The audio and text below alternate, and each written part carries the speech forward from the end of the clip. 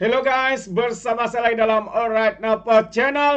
Perkembangan yang menggempakan ya berkaitan dengan skandal Wan Bestarinen yang membabitkan Muhyiddin Yassin turut terkait ya dan dikatakan bakal dipanggil polis untuk siasatan. Jadi menarik untuk saya bawakan Anda perkembangan ini sahabat semua.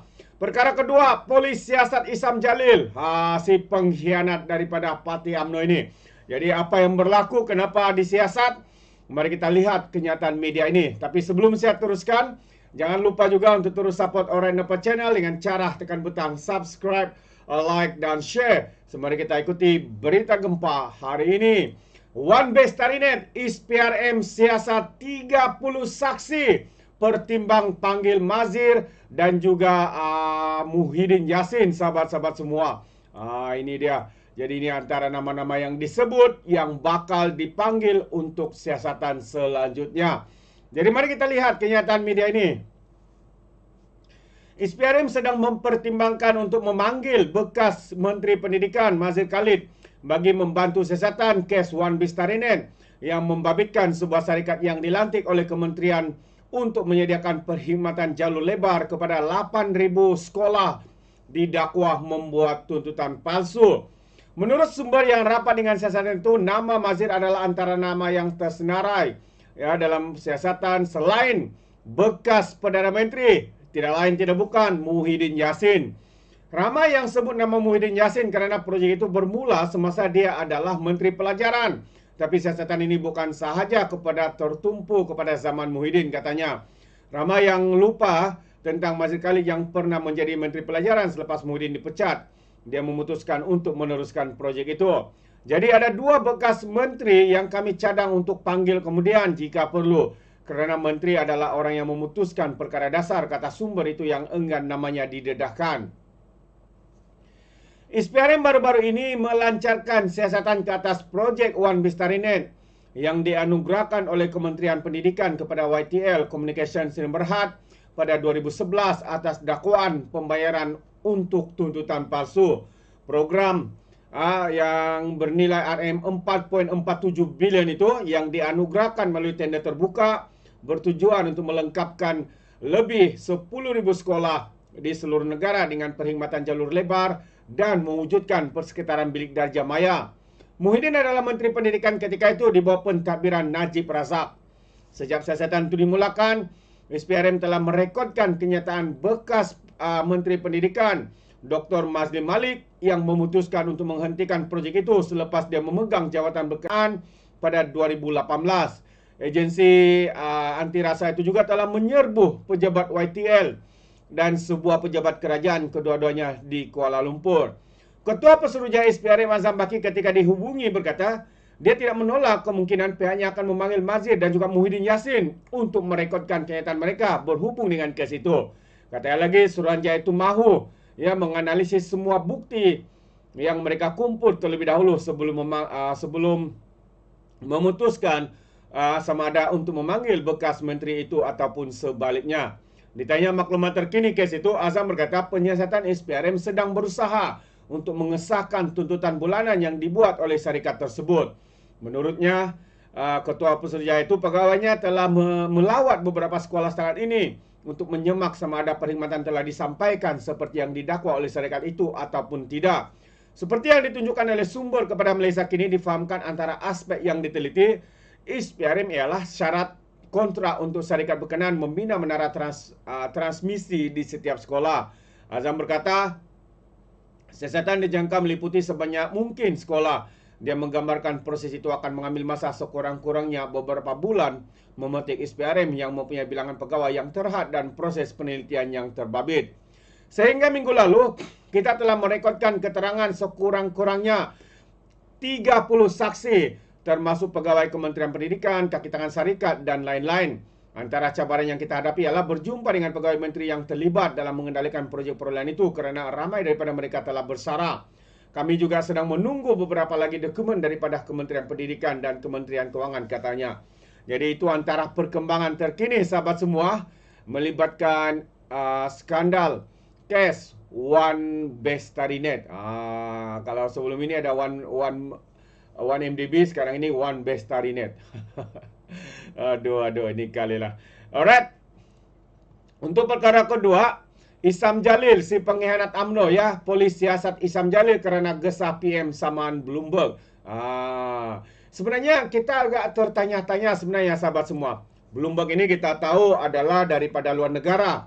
Dan apa yang menjadi pertanyaan dan pertanyaan saya sini adalah dari mana Bloomberg itu mendapat info-info? Siapakah yang memberi info-info, maklumat, lalu disiarkan di Bloomberg? Yang kita ketahui maklumat itu salah, maklumat itu juga adalah palsu dan sebagainya, bertujuan untuk menjatuhkan reputasi Perdana Menteri kita khususnya. Jadi siapakah dalang? Siapakah yang bersubahat dengan Bloomberg ini? Adakah mereka yang menggesa supaya kononnya Bloomberg ini disaman? Adakah mereka yang pernah membuat pengakuan berjumpa dengan pegawai ataupun individu-individu yang berkaitan dengan Bloomberg ini?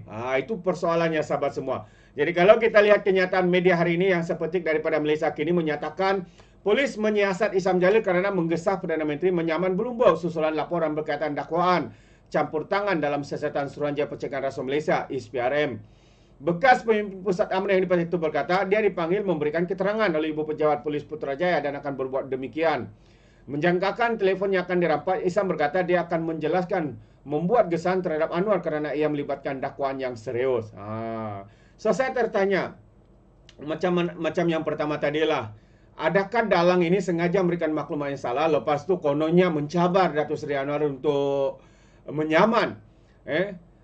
Dan jika Datuk Seri mengambil tindakan seperti yang mereka gesa, adakah ini satu perangkap yang menunjukkan ya kononnya Datuk Seri menyaman, lepas tu mereka akan gunakan, kau tengoklah ini guna kuasa, guna SPRM untuk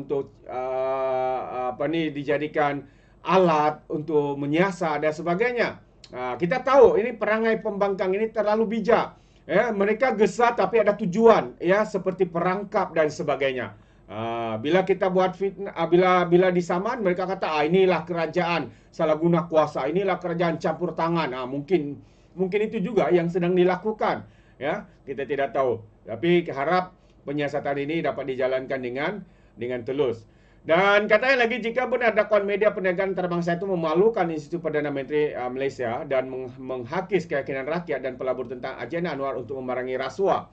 Jika sebaliknya, kata Isam, tindakan boleh diambil supaya Bloomberg menarik balik laporan dan meminta maaf agar reputasi Perdana Menteri Kerajaan dan Rakyat Malaysia dipulihkan. Kita nampak sebenarnya ini cubaan pembinaan persepsi. Bagi pandangan saya, cubaan untuk membina persepsi itu kononnya, kalau Datuk Seri Anwar tidak mahu menyaman Bloomberg ini, maka katanya ini akan menghakis keyakinan rakyat, pelabur tentang agenda Anwar untuk memerangi rasuah. Tengok kenyataan itu sahabat semua. Dia agak ada bau-bau ikan di sana. Bau-bau visi, bau-bau ikan.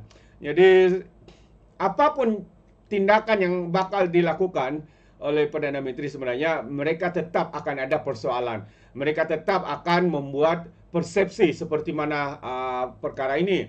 Jadi kita lihat dalam kenyataan ini, saya bukan menuduh Isam Jalil ini sebagai dalang, Azmin Ali sebagai dalang kepada Bloomberg ini, tapi ini pandangan saya sahabat semua. Ini pemikiran saya Kita boleh nampak Pertama sekali, siapa yang memberikan maklumat yang salah, dalang kepada Bloomberg ini.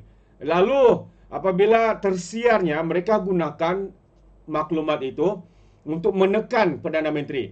Kononnya jika tidak saman, maka ini akan menghakis keyakinan rakyat. Tidakkah jelas dan tidakkah ini satu perkara yang terlalu nampak bahawa mereka cuba membina persepsi. Kalau Anwar tidak saman, kononnya keyakinan rakyat akan dihakis.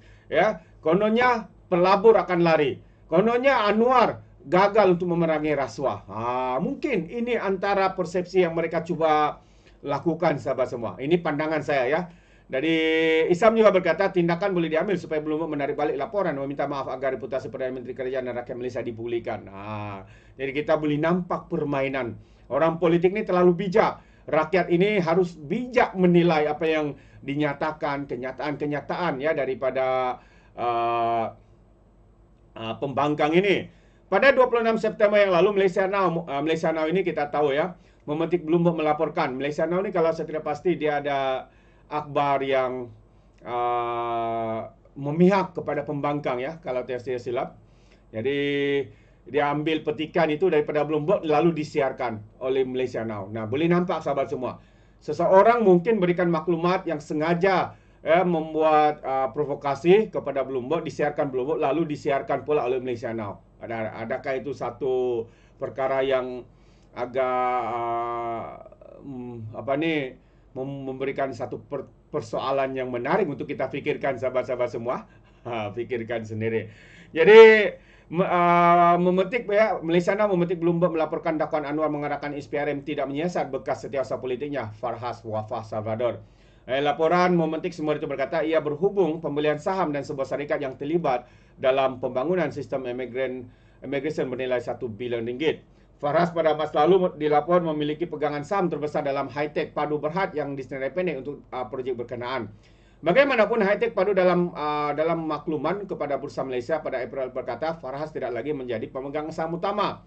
Hi-Tech Padu menjadi tumpuan selepas mendapat kontrak besar daripada Jabatan Pengangkutan Jalan untuk penyelenggara infrastruktur ICT jabatan itu. Menulis di Facebook, Isam juga menyindir Perdana Menteri dan Pegawai Negara untuk menyaman Bloomberg supaya telefon mereka juga dapat dirampas. Kita boleh nampak bagaimana hebat permainan pembangkang ini ya, untuk cuba memprovokasi, cuba untuk membuat perangkap-perangkap seperti ini. Jadi tindakan ya, bagi pandangan saya, tindakan yang diambil oleh kerajaan hari ini maupun Perdana Menteri ya, untuk tidak membuat tindakan tergesa-gesa itu adalah satu tindakan yang bijak ya. Jika membuat tindakan secara sembrono, bagi saya ia akan masuk perangkap pembangkang maupun dalang-dalang dalam konspirasi ini ya, yang sengaja membina persepsi kononnya kalau Datuk Seri kerajaan hari ini tidak menyaman, kononnya hilang keyakinan rakyat ya kepada kerajaan, pelabur akan lari dan sebagainya ya. Tengok sahabat semua, itu satu permainan yang begitu hebat sekali ya. Mereka bijak bermain chess, 2 langkah ke depan. Pandangan saya ulang sekali lagi, ini mungkin konspirasi besar ya. Dalang memberikan maklumat kepada Bloomberg, maklumat itu tidak sahih, maklumat itu mungkin salah, mungkin fitnah dan sebagainya. Dan Bloomberg ini mungkin mengambil maklumat itu kerana mereka menyangka maklumat itu betul, sedangkan hakikatnya perkara itu fitnah dan juga berita palsu. Lalu apabila disiarkan oleh Bloomberg, nampaknya ada beberapa pimpinan daripada sitro pembangkang, penyokong pembangkang menggunakan isu itu.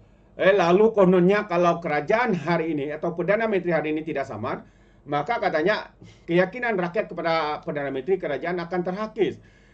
Pelabur akan lari, ekonomi sukar dipulihkan dan sebagainya. Jadi boleh nampak permainan itu sahabat semua. Jadi satu persoalannya kita harapkan penyiasatan itu dijalankan dengan sebaik mungkin. Siapakah dalang dan mereka menggunakan maklumat yang tidak sahih untuk dipolitikkan, lalu menggesa ya kerajaan hari ini untuk saman. Kalau tidak saman, macam cakap tadi, kononnya pelabur lari. Boleh nampak permainan tu. Ini macam satu konspirasi movie ataupun telemovie yang hebat perancangannya. Ini pandangan saya sahabat semua. Bagaimana pula dengan anda? Anda boleh berikan komen di dalam ruangan komen. Jadi terima kasih. Izinkan saya untuk mengundurkan diri dan seperti biasa peribahasa mengatakan tapapun kangkap 2 tahun keinginan. Dalam bahasa Melayunya, tepuk dada, tanya selera. Sekian daripada Orang Nopo Channel. Saya kita berjumpa lagi. Bye-bye.